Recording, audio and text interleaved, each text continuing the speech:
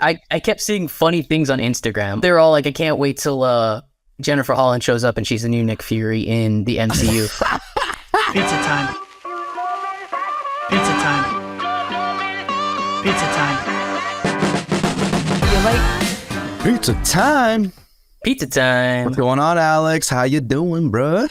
Doing good. I'm back home in my home state of Texas. You are a little different setup. Ed and I just can't seem to stay in one place. And you lied. You lied, sir. Last week you said that we would be back, and then you're traveling again.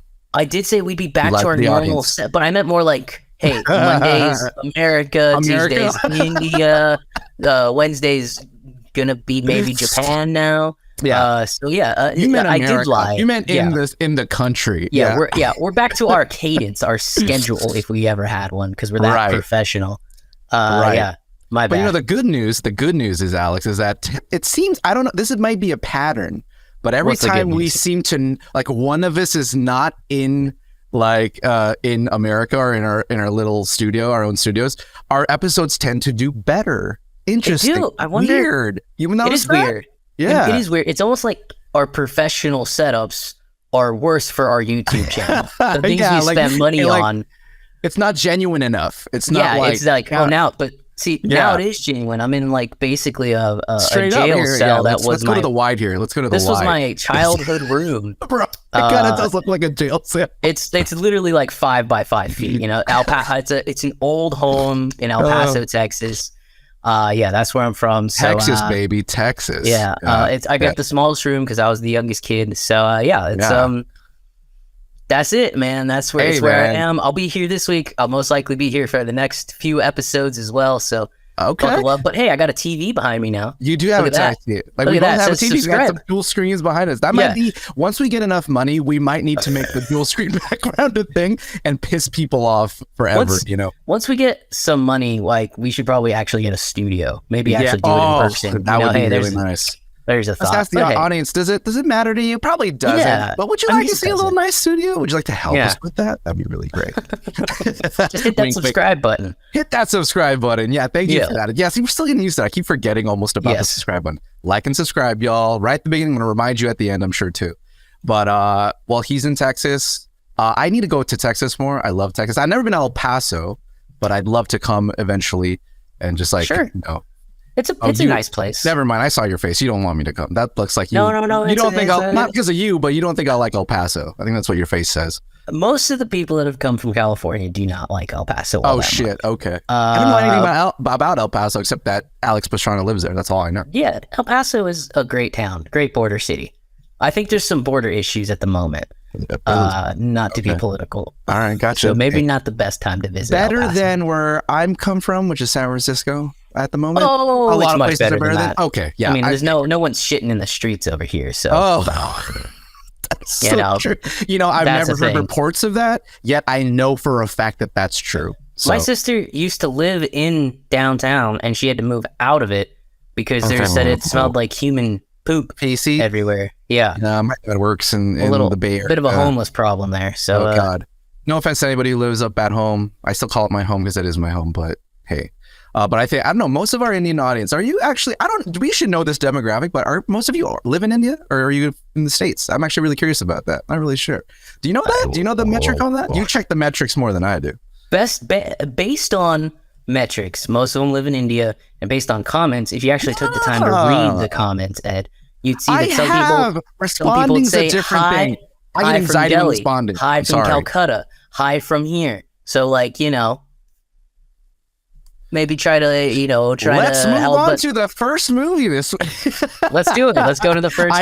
I need to be better. Yeah, you're right. But let's move on. We have 5 minutes on the big intro. I think that's enough, but I hope you all are good in terms of the audience, having a little fun here on the podcast. But we love you guys, really do. As always, thank you so much for leaving those comments, by the way. I do read them. I need a bit better responding. That's really the truth. Also, I need to say thank you to some of the people that reached out to me while I was in Japan, actually. We have some fans from Japan that watched the show. That was, like, amazing. I was like, wow, I have no clue. I love that. Maybe next time I should write the names down and actually call them out on the stream. That's what I should do. But I'm learning. I'm a new YouTuber. We're new sorry. We're new thank you. You know who you are. It's barely been a year that we've been doing it, and only really like 6 months that we've actually had viewers. So I know, but it's actually been like great. 3 months. Let's not say like 6 3-ish months. Yeah, but it's been great. Dude, the growth. Oh, by the way, I wish I had a button that had like air horn. We reached 600 subscribers like 3 days ago. So thank you. Yay. Thanks to us. Thanks to you. We appreciate it. We're going to keep those reviews coming. Yeah. 600. Let's make it to 1K, baby. 1K. Let's do it. Let's do the stack. And then the moon from there. Mr. Beast, watch out. Actually, that's not based on what's happening with that guy. I'm like, that's a pretty common headline right now. We're not going into that. Okay, let's get into what we're actually wanting to talk about today. Yeah, let's start the review here. We'll put a time code here. You can skip our BS. Movies.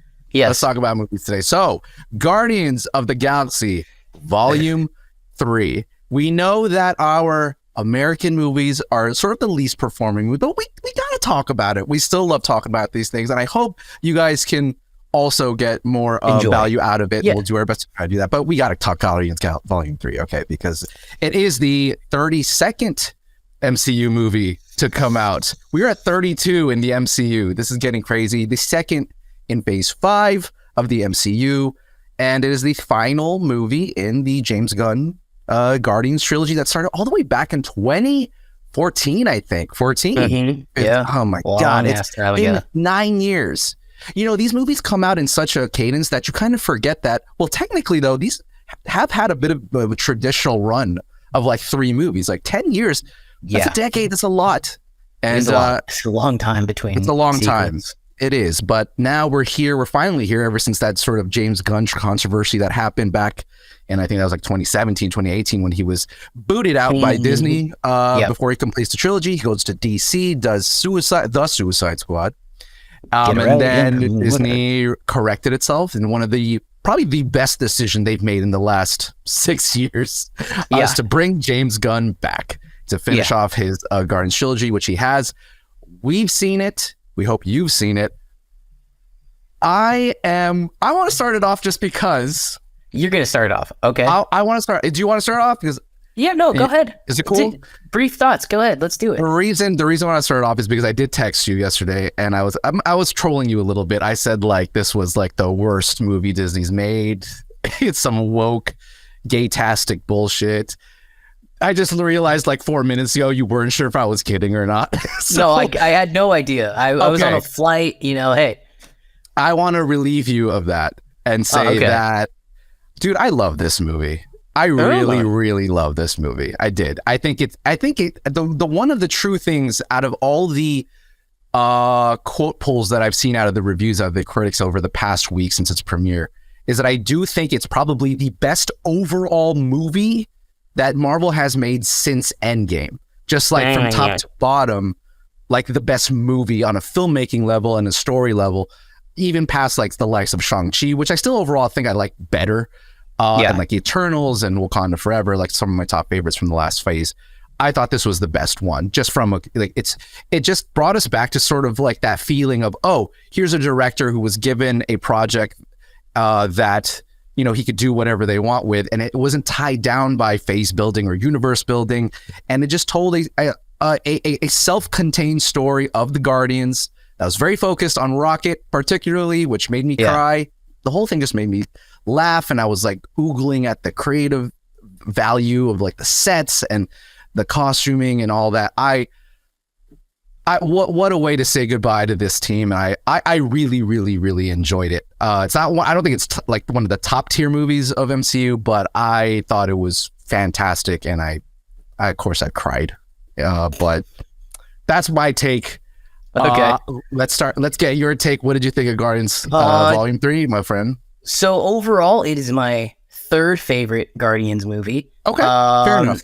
I didn't hate the movie. I want to say that first, but I think it's insanely uneven, and that's how I left the movie. Like the highs are really, really high. Sure. But the lows are just like, this is terrible. Why is this in the movie? Like the dumb, I make me feel like why is he wearing those suits? Those suits are just out of this like dumb. I don't understand it. Why is his wife in the movie? I don't get it. Like, stop putting your friends in the movie. Like, I've seen a lot of people say that, and like I don't really get Kraglin's arc, And like, honestly, there's times when this movie feels like it's Rocket's story, and they just said, you know what, let's just toss the rest of the Guardians in there. That's how it feels sometimes. You know, I wasn't satisfied with Mantis's, I need to go be on my own because I need to be on my own. There was really no arc there, really, you know, and, you know, I'm like, Quill, I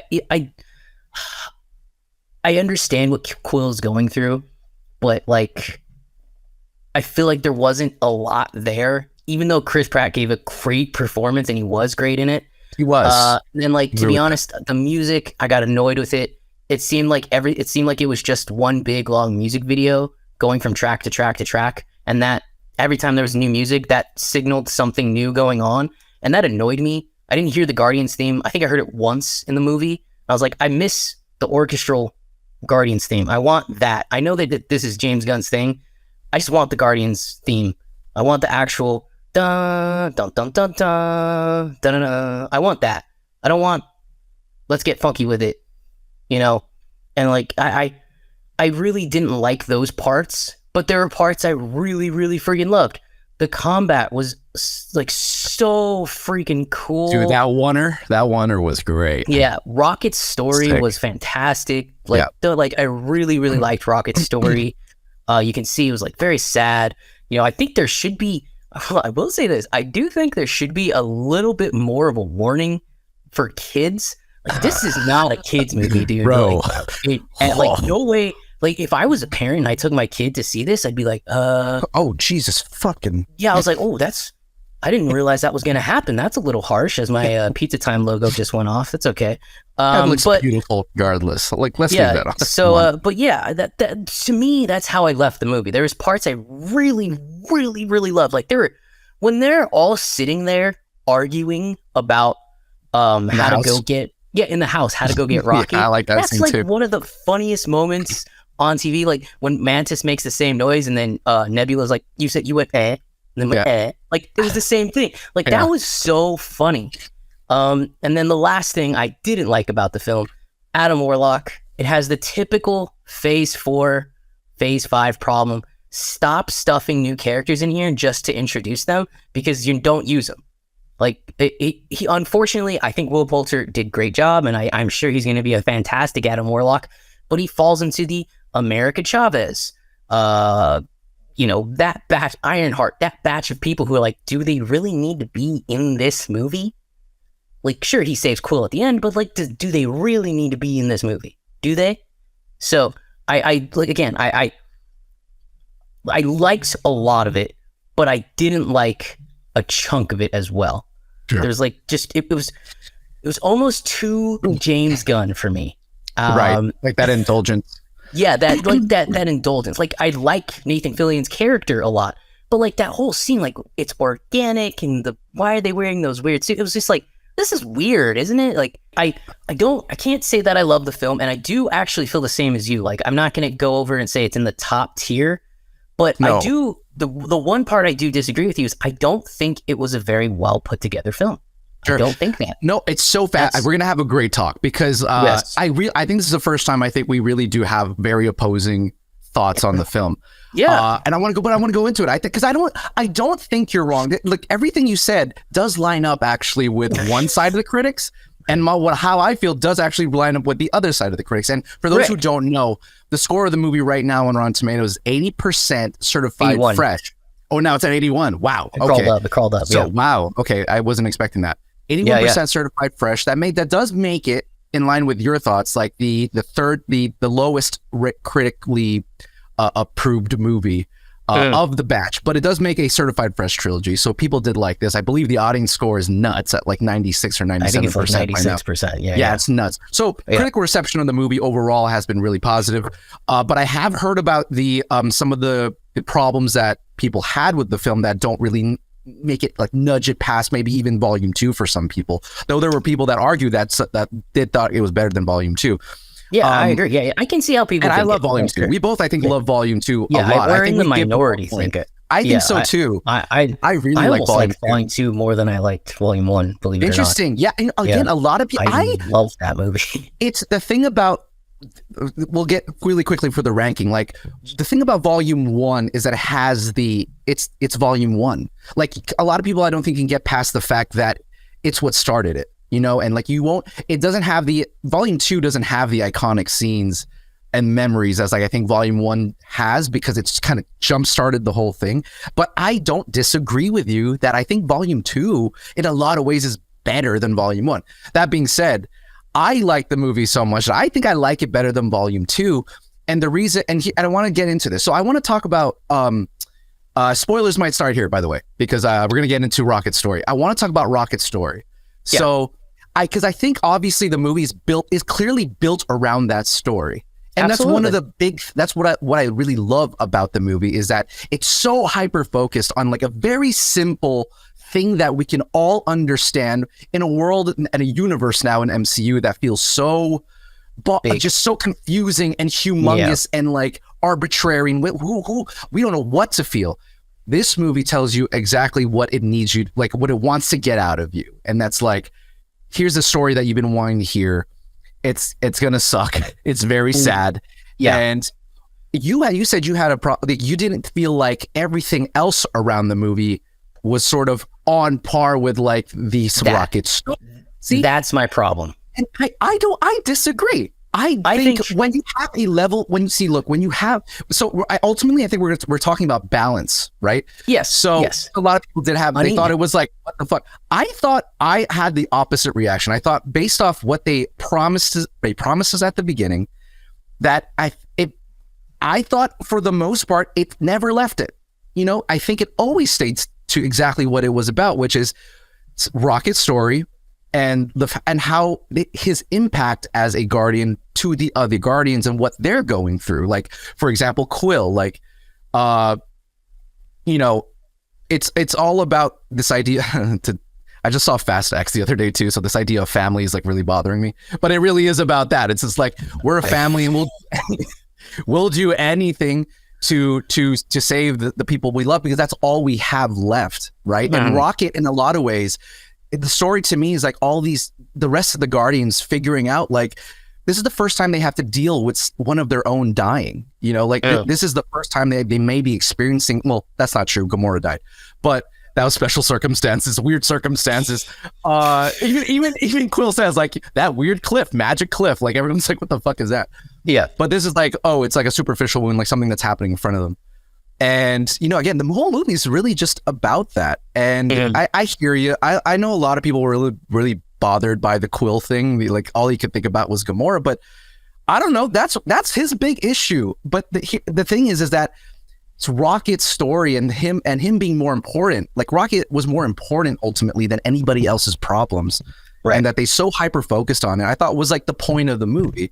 I don't know. I thought they pretty much got that through, and like the interstitials. I want to talk about the flashbacks. So did you think those were overall successful? Did you like those? Because I thought they were so cute. As scary as they could be. Everything about Rocket I liked. I really enjoyed all of that as stuff. Like a self-contained, like all that stuff. As a self-contained. So again, like I thought, Rocket's story in the film is great. I have no qualms or anything about what did you want? That. How would you have seen the rest of the movie coming together with it? Like, how did you like? What did you think? So the ending felt very kind of, let's put a nice little bow on it. It felt like the stakes were just ripped apart at the end, but like they did put an ending. Like, oh, I'll go with you. Oh, no, I'll go on my like. I don't know where the movie went to the point where it was like, oh, so now it's the Guardians separating. That's what this movie's about. But I didn't really get the correlation between that. Maybe I just missed something, or maybe I'm dumb. I don't know. Sure. But for me, I didn't get that in the movie. Again, I thought I can agree with Quill has the strongest arc in my opinion. He absolutely has the strongest arc in my opinion, because yes, he's going to lose his best friend, or quote unquote second best friend, depending on who you're listening to or who you're asking. That's right. Drax is very good. So like he has his whole thing, and then he decides to go home. Yeah. Where he comes to the realization to make that, I don't know, because the whole thing's about getting his family back together, and then I guess he realizes, they have the discussion about. Well, Mantis talks to him about, like, his sister talks to him like, you feel, even though you have us, you still feel alone, and so she makes the point like, you have a grandfather at home, but he doesn't want to go home. He's always been afraid to go back home. Good point. And she's saying, remember, like that great quote she said, or no, Drax technically said it, like, you have to swim in the lily pad or whatever the fuck it is. You have to swim. And that's that was her point. It's like, in a lot of ways, Rocket's impending death sort of, I think, opened all their eyes to, like, we, as close of a family as we are, like, we need to flourish still. Like, I love this, which is why I think it ties back to the beginning of the movie, which is one of my favorite parts of the movie, because I thought it was really smart that James Gunn had to, like, reminded us that after everything the Guardians have been through, they've saved the universe like fucking 3 or 4 times now or whatever. They're still a ragtag team. They're not rich. They live in humble beginnings. They're just a part of this, like, small community in nowhere. They're just still the same people from the beginning, and they're not great. They're not amazing. They're not doing well. They don't live in Avengers Campus. They're just this. They live in space, and yet they're kind of just this pirate team still that they're broken inside. I love that he had to remind us of that, and of course, "The Creep" is a great song to start with. But I think those pieces. I hear what you're saying, but I don't know. To me, I thought I put it together. I don't know. I can understand perhaps why that didn't come across. But I don't know. I thought they were there. I don't know. Maybe I'm just being, maybe I'm just being a little critical because it's been so long since I've been captured by an MCU movie. Right. And like, I do, like, don't mishear. I'm not saying I didn't like the movie. I did like the movie. I know. I'm not saying absolutely that. Really, I did like the movie, but I'm not going to say I loved the movie. Sure. There were parts that I loved. And then there were parts I was just kind of like, it's too stuffed. And that's what I mean by uneven. Like, I almost would have wanted more of Rocket's backstory, more of what he was doing. Yeah, they peppered it out pretty well. I don't know. The other parts were just like, there's too much. There's too much of this. I get it. Like the elevator scene, the scene on the planet where he's confessing. I get it. We all get it. He loves her. He misses her. He can't deal. We can't cope with it. We don't need 5 scenes of that in the movie. Interesting. 6 scenes of that in the movie. We just don't. We don't need any Adam Warlock in the movie. So again, like, what takes me out of it was the scenes that just kind of took too long to get through. Like, do you feel like that's not in Volume 2 or 1? Because I think I can point out a few scenes in Volume 2 that can feel like a litlittle extraneous, like that. Yeah, absolutely. I'm sure it moments is. Of levity. I thought it's very much in line. I don't know. I just I'm not saying it isn't. I'm just curious, like, I'm not fascinated how why you felt that in this movie, but not on the others. Because what you're saying is not wrong, but I guess I felt like it did a good job of being even, or at least in line with like what to expect. Like, I thought it was like. I thought it could have went crazier, I haven't seen Volume 2 in a while, and I would definitely say Volume 1 is way more balanced in terms of all of it. It's the most un-gun movie. Yeah. Yes, un-gun movie. That's dude, that's such a great title for that's a what that podcast movie is. Yeah, they Kevin Feige, whoever was in charge at that time, were like, you know what? We're going to just tone it down just a little bit. Just to get people involved. But like, for this one, they did what you said at the very beginning. They let Gunn go be all of Gunn. And there are times where I'm just like, okay, this scene doesn't need to be in there. I think the scene with the Graglin, I thought that was corny. I was like, I don't know why I should give a damn about this character at all. Why should I care? Because he's your brother? I will. Let's talk about the characters now, because that's interesting. Let's talk about Kraglin. Let's talk about the wife. Let's talk about, are they married?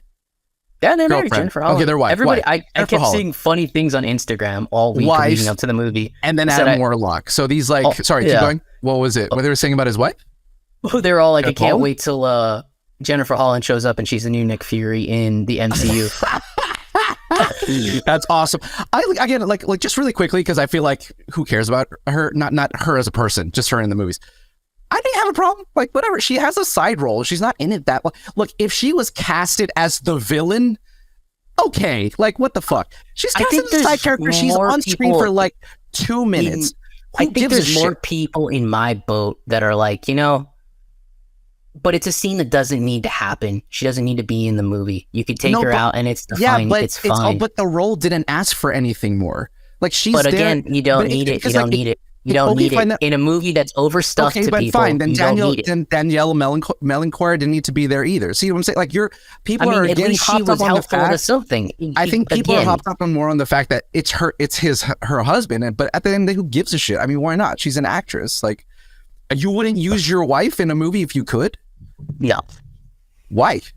If she's an actress, like if she's good at her job, and I hardly think Jennifer Holland's a bad actress. No. Again, I don't have as big of a problem with the thing. Again, I have more problems with like James Gunn stuffing his family and his friends into movies, and it's just kind of like, look, I get it, but at times a lot of these characters, sure, they don't take away anything, but they're not adding anything. Here's my question: would you have thought that she was, if you gave her a bigger role? I think I would have been fine with that actually. Yeah. Oh, so you think bigger roles? Yeah, again, like for me, it's like you're creating the role just to chuck her in, and what felt like a over-bloated, overstuffed movie in the time run that it was in, like is things like that. That's when that stuff starts to bug me. I mean, I don't think you're wrong, but I also don't think, like, look, we can look at it from the point of like, okay, maybe they made the role for her, but it's also very possible that they had a small role like that for the movie and would cast it to anybody. Like, you know what I mean? Like, there are scenes in movies where they're just random people. Yeah, so no, absolutely. That's my point. That's my point. It's like, I feel there's a tinge, in my opinion, it seems like there's a tinge of like, it's his wife, and like, okay, I mean, I get it, but also who gives a shit? For other people, yes, I'm sure that is. For I just me, don't really understand the point. I don't understand the point of like the criticism. It just doesn't really make any sense. For me, it's just, again, I thought the movie was overlong, or not. I shouldn't say overlong, because I don't know. I thought the pacing was weird in this movie as well. Interesting. Yeah. There's a lot of parts I don't like about the movie. But yeah. But in terms of her, really, really quick. I don't have a problem with her or anything like that. Yeah, I'm just saying, in a movie that felt a little over-bloated, you can cut out a good 5 minutes there, and give the arc to a Guardian that didn't get anything. Like, I don't really love how Mantis just connected to the creatures, and there was like no real explanation. I thought Nebula was a tinge kind of ignored in this movie, even though I thought she gave one of the. Hold on. You thought Nebula was ignored? She had so much screen time. Hold on. I thought she was a tinge ignored in terms of her arc and development. And if you give 5 more minutes to her versus the 5 minutes of that silly scene and all that stuff, then yeah, I think it's a little bit better. That's wild. I will say the most thing I disagree with you at thus far is that Nebula could have used more time. She had more screen time and lines in this movie, I think, more combined in volume 2 and volume 1. She comes to Quill's defense. She has a great arc. No, she's come from a villain to someone who's like Quill's sister. I'm just saying, I think she could have had a little bit more time. Well, because like she had not enough screen time, or because you just wanted more of her? Because I wanted more of her, is what I'm saying. Okay, I'm not saying she didn't have enough screen time, because she's great. I want to see, I almost want like more of how she developed into this version of Nebula that she is now, as she cares about people and, these Guardians. I know she's Gamora. She turns into Gamora. I want to see more of that. It's Gamora. Like, she can see, she sees herself in Gamora. This Gamora. So, the roles have flipped. Like, Gamora is the brash and like, I don't want to fucking kill anyone. In this Gamora. I see what you're saying. She sees herself in her sister. The roles have switched. Yeah, I know. I understand that. Well, that's what I'm saying. That's what's so great, is that you see for the first time that they're completely switched roles, and that's how far she's come. She used to be her sister, and now she's the sister protecting Quill. I love that scene, by the way, where she goes, "Quill is family, jackass." Like, she's the one defending family for the first time. She never has said that with her words. She's always been she's been a quiet robot. And there was that one scene in Endgame where she like pets Rocket. It's the first time you see a lot of emotion from her. This is the first time that she gets physical, like, and verbal at the same time. She has to start her own sister from like digging deep into this guy that she knows nothing about, and now she knows everything about Quill. So I don't know. See, like I'm seeing things that maybe some people didn't get, but I thought that was great. I thought she had a great arc in this movie.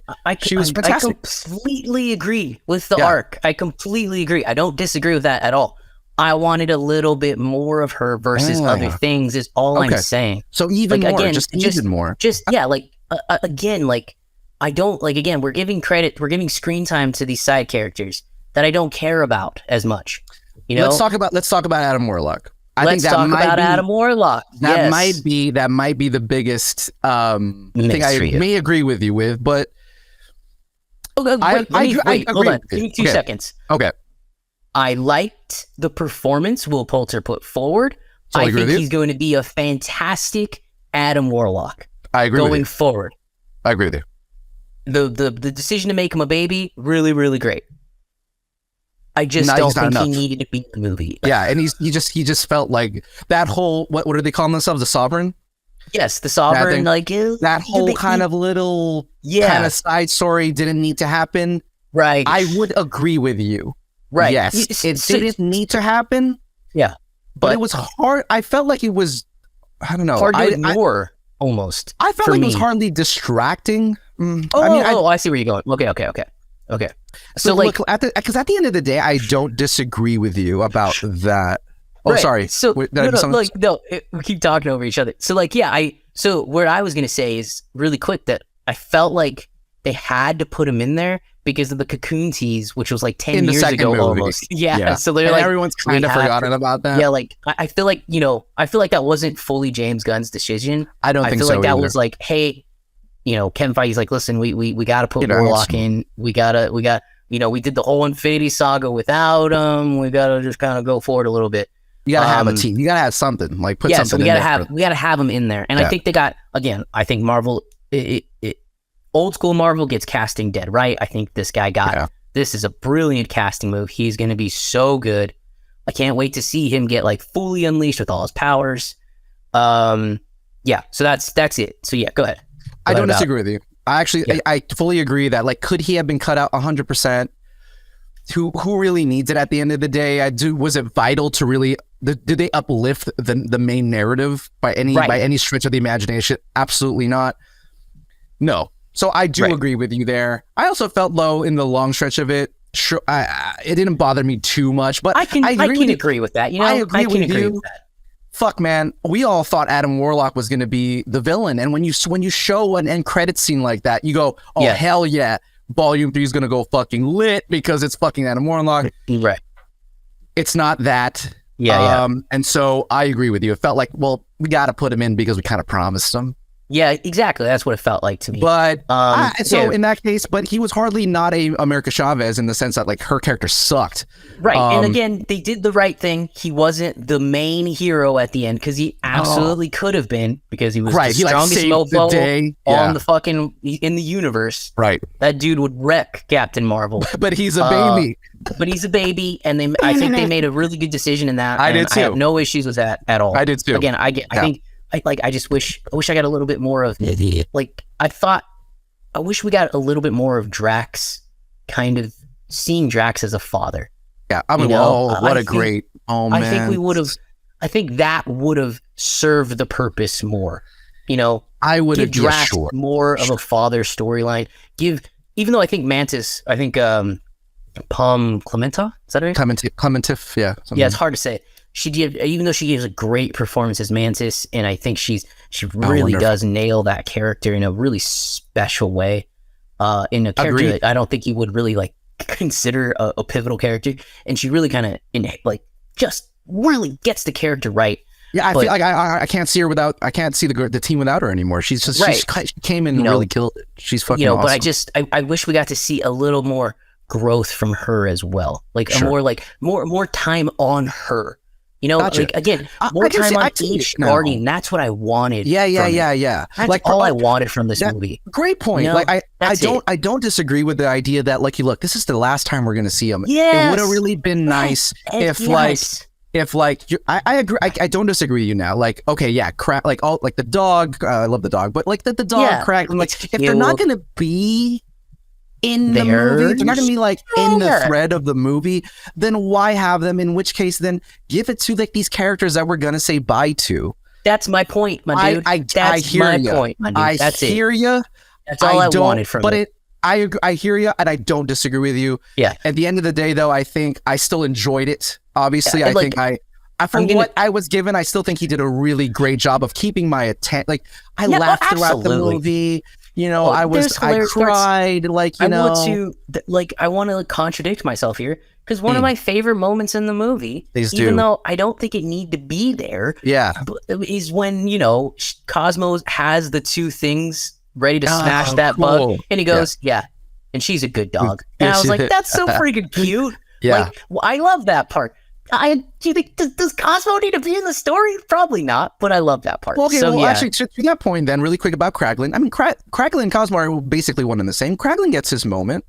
Like, he's been trying to do that since Volume 2, so... That's true. I will fairly give him that moment. I thought it was a little cheesy, but at least he got it. The effort, right? Like, because like what most people do nowadays is introduce characters, and like they just drop them after one scene, and who gives a shit? And it's like, what the fuck?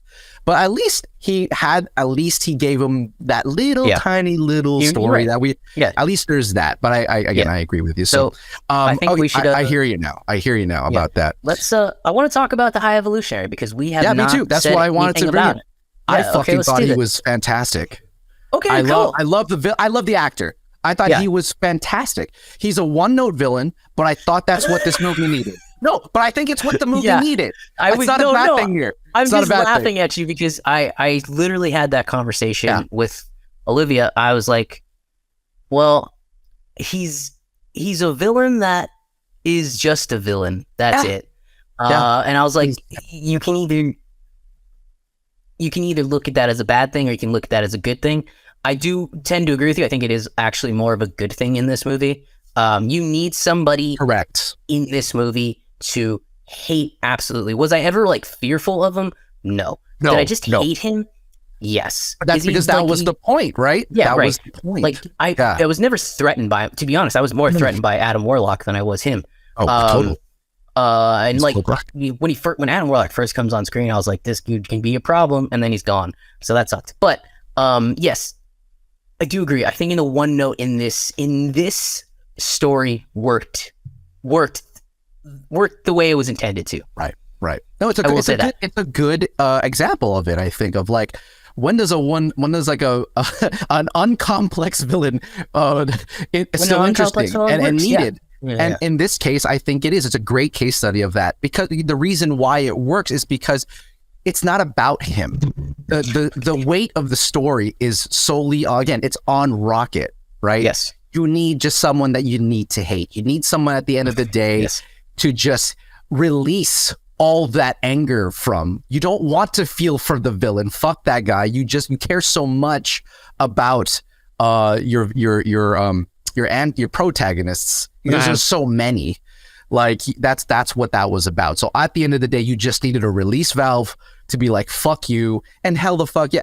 But even then, I thought I'm sorry, I don't know his name. I forget his name, but he's from Peacemaker, right? He plays the butter. Oh, spoiler alert! You haven't seen Peacemaker. Whoops, sorry. I stopped myself he there. Plays a butterfly. He plays one. Oh, I can't fuck you. Okay. He plays one of the butterflies, and so is it the butterfly? Is that what it is called? Anyways, yeah. I thought he brought it. I mean, in those monologue scenes that he has, he just brings that overzealous fucking god complex broken motherfucker who just is terrible, absolutely vile, just vile. And he loved Woody Awuji. Okay, yes, that him. Woody Awuji. All right, I'll take you on that with your your track record of names. I'm so sorry, sir. I'm not gonna even correct you on. You're never gonna hear this podcast, but you gave a great performance. Love his performance. You were an asshole when an asshole was needed. Yeah, and sometimes that's hard. That's harder. It's easier said than done. I really and you were very believable. I would put his performance up there. Like it was better than Christian Bale. But that's hardly Christian Bale's fault because that's the writing at that point. But it was memorable. It was better than any performance we've gotten as a villain. Like this guy, like we're supposed to knock Huerta as Namor. Yes, we're supposed to like him eventually, so you can't make him this completely hateable character. Right. Even when he kills Angela Bassett, you're kind of like, he does yeah, I don't really hate him is the thing. Right. But this guy, you hate. So, and like, he's the first time you hate this guy. Right. Like, this is the first villain that they don't try to be like, you know what, we're going to make him over complex. We're going to make his reasoning good. I think Marvel's gotten into like the Thanos trap where we're like, some people can agree with Thanos. No, just make a fucking guy you hate. That's all you got to do. Like with Doctor Doom, this is what you have to do to intro Doctor Doom. Right. And then you can start to layer him. But for now, do this. This was great. So yeah, they need to be threatening. They need to be, they need to just be like just a force that the protagonists have to deal with and just get over. So he did a great job. I wanted to touch a little bit on the music because you did. You mentioned how like this time around, I think you said that you thought it was too. There was some grid tracks that I really liked, but I was like, okay, it's just too many. It's a little too many. And you also mentioned that you see, I don't remember the Guardians theme. That's my point. You do, and hey, I agree. I heard it once. I don't remember it, and so I wasn't looking for it. I guess I heard it once, and it's when they separate the ships. By the way, the ship is very cool in this movie. Oh, the ship is fucking sick. It's where they separate the ships, and Groot and Rocket are flying their own. Well, Gamora and Quill are in the main one, and that's the only time I heard it. And it was, and I got chills because it was the first time I heard it, and you know, bum bum bum bum bum. But I love the Guardians theme. I don't know who composed it. It's one of the best Marvel themes they've ever done, and it makes me sad. And I think it's more of a personal vendetta. I hate to say it. I think it's more of a personal thing. Maybe more so. Like, I'm just angry that I didn't get to hear it more. We're hearing music tracks every time, and again, like I just think it was one too many. That's it. I can't speak for everybody. It's definitely not something I remembered. I don't know if it's one of the more memorable themes, but I can totally get it. Like if you love that theme, I'd love to fucking hear it. Yeah, I totally get it. And maybe because I've ridden all that stupid ride at Disneyland and the other one at Disney World so many times. Yeah, and I think they play it on the end as you leave the exit queue. Yeah, I think it might be like it's stuck in your head. But like that to me is more of less of a gripe, more of a personal thing. Like if you like the music, then hey, I got no problem with that. If that's what you want, cool. To me, it was clear. It's like this is when you set up stuff. That's like we're moving to a next chapter. I do feel like the usage of the music this time around felt closer to how the MCU has been doing it lately. Where it feels like kind of Thor Love and Thunder kind of level, where it's just like, we'll throw this in here because people like the song more so like, does it actually work for the moment? And it steers closer towards that, in my opinion. That being said, I think it is the least abrasive of it. I still think it actually ties best in most cases. And the songs are legitimately good than the stuff like in, because like, see, the difference in Love and Thunder, it's like, it felt so...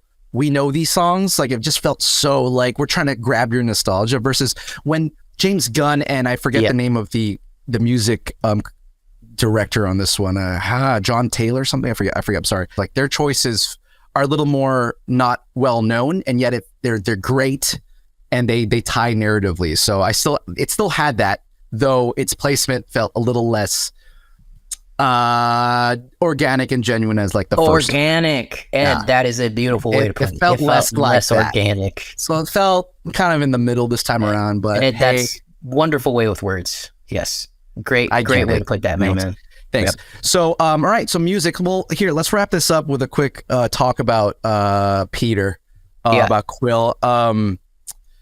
You know, let's go to the. I guess you want to talk about the last scene. I just want to talk about the last scene. I think it's important. Yeah, it was what did you think about the scene in general? I thought it was actually pretty quaint and sort of endearing, just like a little tag at the end. Yeah, it was sweet, you know. But it was cool to see that they basically what they did was at the very, very end is like superimpose on white text that says, "The legendary Star-Lord will return."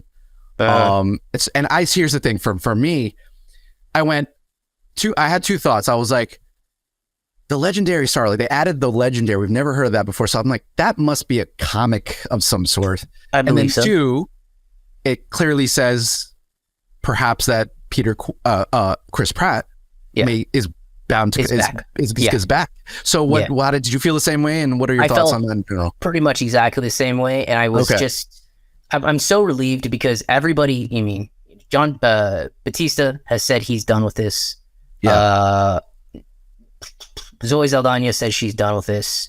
Karen Gilliam hasn't been very clear. She may come back, she may not. And Bradley Cooper hasn't been very clear. Obviously Vin Diesel, fast is going to ruin his career at this point, so he'll be back with Groot. And we know we're getting Adam Warlock back. But to me, at this moment in time, you need to start to reestablish the mainstays of the MCU. Phase 4 was such a disaster of the MCU. And I think they've like I said, these new characters earlier in this podcast, they've tried to establish these new characters and it hasn't really worked all that well. And I think for me that is the first step in Marvel saying, hey, so just hang with us here. Let's get through this year together. And by the way, your boy Chris Pratt ain't going anywhere. And look, Chris Pratt, whether you like him, hate him, you hate him because he's Christian, I don't really care. There are a lot of people that do that actually hate him. First of all, the only person to dethrone Chris Pratt at the box office this year is going to be Chris Pratt. So just let that settle in. He's a star. You want him in movies. He's very good. He's a very good actor. He's very charming, and I'm very happy he'll be back. Before he was doing press before, he said, if Marvel asked me back, he was playing coy. He said he would consider it, but now we know he will be back, and I'm happy that you have to start saying, look, he's coming back.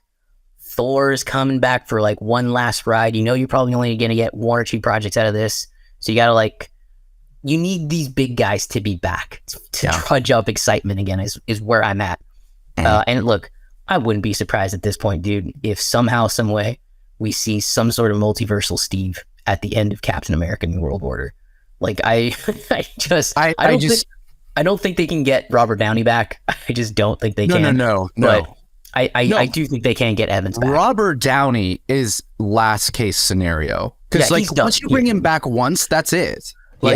You only get one shot at that. So no way they're bringing Robert Downey back. Do they bring Chris Evans back? The only reason I would say that they don't do that.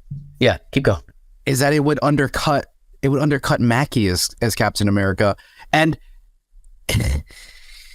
it depends on where Disney currently falls in how they're going to move forward, as whether or not they think that's important still, or they want money and their audience back, right? I would say that but here's the thing, we don't know how Anthony's going to be yet. I mean, for all we know, he could show up and be good. I don't know. Has he yet? I don't know. but that was the chance.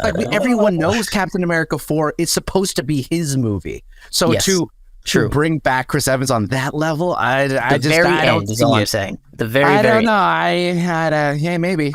I do see it. I think that I want to say I think I have all the faith in the world in Mackie. I think he can be very, very good as a Captain America. My thing is that I don't think he's ever going to be the draw that Chris Evans is going to be. And that's where I think Marvel has to come to the realization as well. They're like, shoot, we don't have the box office guy. We don't. No. And Anthony Mackie has said this before too. He has that famous interview now where he's like, he makes the point of, the star is gone. People know me for Falcon. They don't really know me as a star. Anthony Mackie isn't really the star name. It's really Falcon. And he's not really wrong about that, because everybody thought it was like a Batman situation. It's a symbol. It's Captain America's name is what matters. No, sorry. Chris Evans in Captain America is what really mattered. It's the character. It's hard for people to see someone with the same name under a different actor. It's just not. It's not the same. I'm sorry. It's just not. Yeah, exactly. It's not the same. So it'll be tough, but I do think they eventually. I shouldn't. If the Marvels bombs, if this movie already box office tracking, even though audience score is really high, box office tracking for this movie has not been good. I think it's gonna do. I mean, based off of at least critical reception, and like I've heard that its opening is gonna be okay. I don't think no. The opening is gonna be fine. Like just like Ant-Man and the Wasp opening was great, but overall, it's the tracking through the month that they're worried about. You know, it's not so great. And like, look, you got Captain Marvel and you put it up against what could be the new Lord of the Rings and Dune Part 2. You know, you got your own animated movie, so you know it's going to get eaten up at the box office. Are we talking Marvels? I'm sorry, I thought we were talking Guardians. No, I'm talking both really quick. I was just saying. Okay. You're talking about Marvels right now. You're talking about Marvels right now. Okay, I'm talking about Marvels, but I was also talking about Guardians. You were Guardians. Okay. Guardians tracking isn't doing well, so I don't know what the Marvels tracking is doing, but you kind of already sacrificed the Marvels to the Lambs. So I think they're like, we're going to see how these two movies do. If they don't do good, then they go say, hey, let's get a thing going. But I mean, they already pushed Blade because. Oh my God, that thing! You heard about how they got a new writer for that, right? 1 month before they're supposed to start shooting. Did you know that? Yeah, but Marvel's like clapping their hands in the background, saying, "Oh, thank God, this writer strike blew us. This writer strike definitely bailed us out." You think it's saving them? You think they're going to stop production? Well, I don't know, but it gives them more time to figure out Blade. I think I think those rumors are true. I think Mahershala Ali is insanely upset with the project. I think he already got, but they already got one director fired. They are, working through their second right now. Who knows if that guy sticks? But doesn't it only buy them time if they decide to push the date? As far as I'm concerned, they're not moving that movie. And if they need to start production right in 3 weeks, they fucking need to start production in 3 weeks. Well, they stopped pre-production. They stopped. It's all stopped. But they're scheduled to do production. They're scheduled to start shooting. They stopped shooting?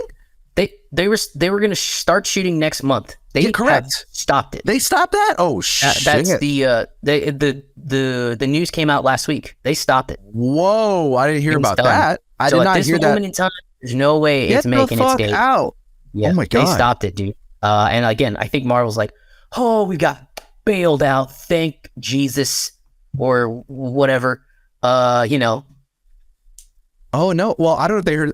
I'm doing a quick search. This only came out like like the last few hours. Marvel halts Blade pre-production due to writer's strike. Holy shit, dude! This is so weird. Okay, well, this one says pre-production. This is from Collider. Some other ones say it's halted production. In which case, I think I would tend to say that because they were not in pre-production anymore. They were in full production. So wow. I mean, I only say that because there is a difference because I thought they at least had a script to shoot, but now they're like not done. I think I was watching a video. Everything Always. He's always putting out. I know everything. I am fires. Yeah, he's putting out he's putting out fire content all the time. He's great. He was saying from his sources that he heard that they were actually going to go into production without a script.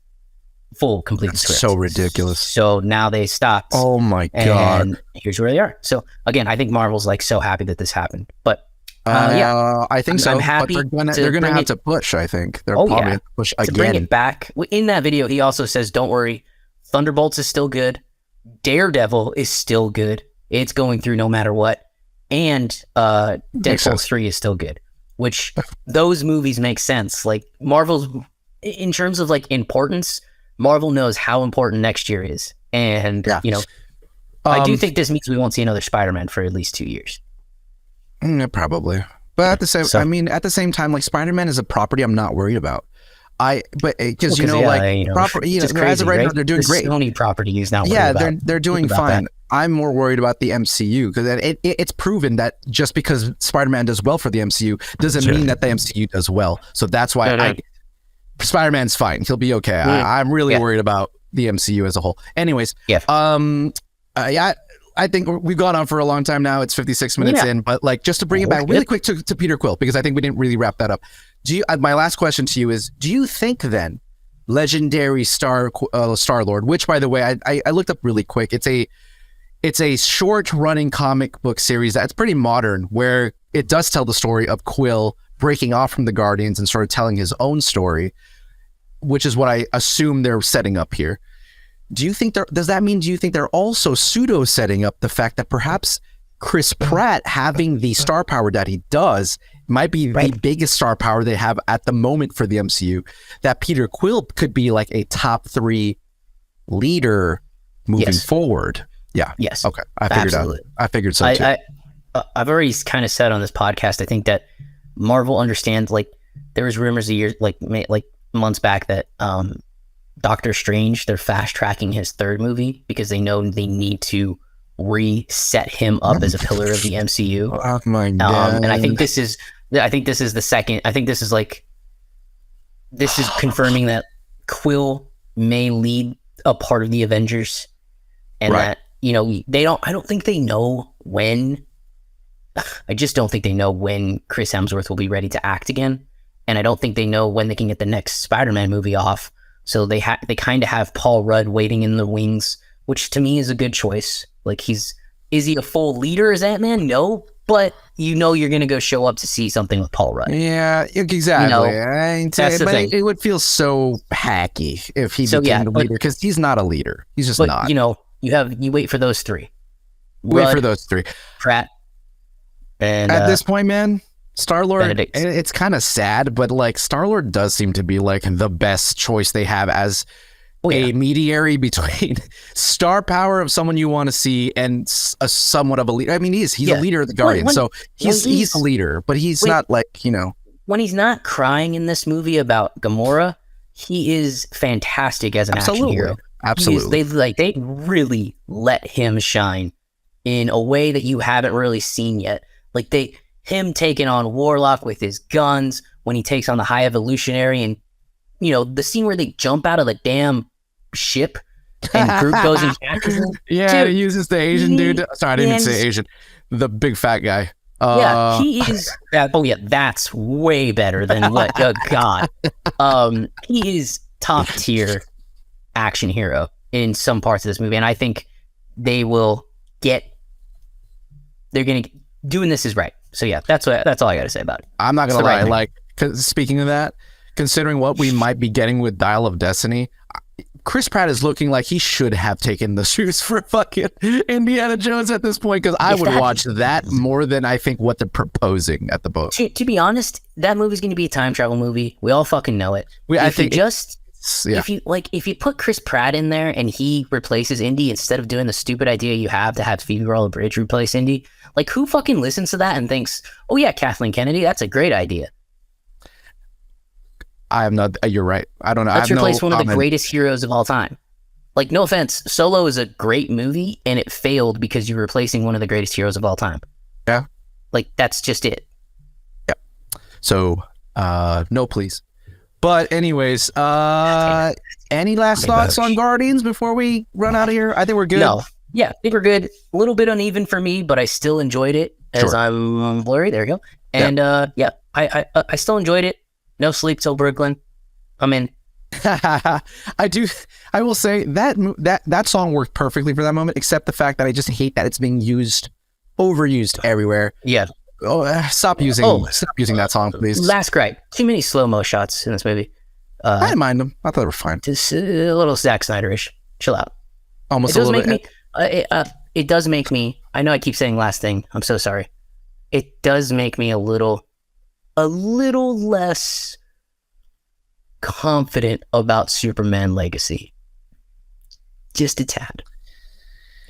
The problem with me is the problem with Superman in general, since like the original, is that they just can't nail this tone. No. I did not agree with Snyder's tone for Superman. It went completely the wrong way that I thought it was going to go. Is James? I don't know. Yeah, so far I'm not really sure if James Gunn's tone is going to work. Assuming he's going to do that. Like, I mean, by all intents and purposes, I think we can expect that. But I don't know. Maybe he's going to turn a new leaf. I don't know. We'll see. But no, I agree with you too. It does not move my needle.